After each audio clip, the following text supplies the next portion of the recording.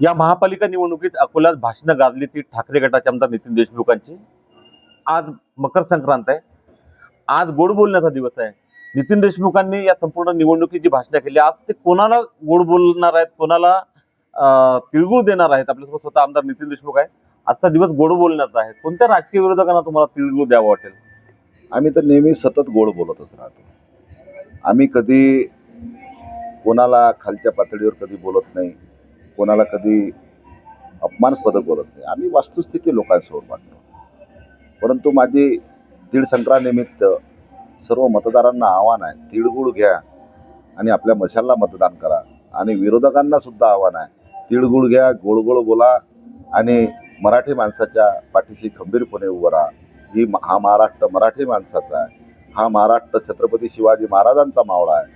आणि ह्या महाराष्ट्रातले तुम्ही आपण वेगळ्या वेगळ्या पक्षात जरी असेल तरी आपण सर्व एक मराठी माणसं म्हणून आणि उद्धव साहेबांच्या पाठीशी राहू एवढी तुम्हाला खंबीर विनंती करतो।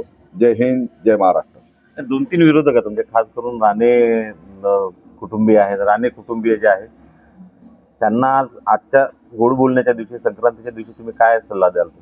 निश्चितपणे त्यांनी सुद्धा तीळ संक्रांतीच्या माझ्याकडून सर्व राजकीय पक्षांना शुभेच्छा देतो।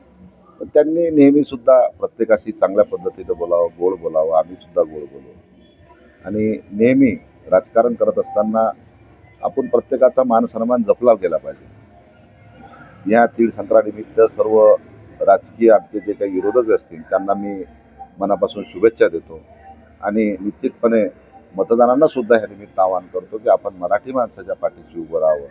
हा महाराष्ट्र मराठी माणसाचा आहे, हा महाराष्ट्र छत्रपती शिवाजी महाराजांचा मावळ्यांचा आहे। छत्रपती शिवाजी महाराजांचा मावळा हा प्रत्येक मराठी माणूस उद्धव साहेबांच्या मशालच्या पाठीशी राहावं एवढीच नम्र विनंती करतो। जय हिंद, जय महाराष्ट्र। आजच्या दिवशी सर्वांनी एकमेकांशी गोड बोलून, चांगला व्यवहार करून आनंदी आनंदकडे, जिकडे तिकडे चोहीकडे असं वातावरण महाराष्ट्रात निर्माण करावाची अपेक्षा आमदार नितीन देशमुख यांनी व्यक्त केली आहे। उमेश अरोणे, एबीपी माझा, अकोला। एबीपी माझा, उघडा डोळे बघा नीट।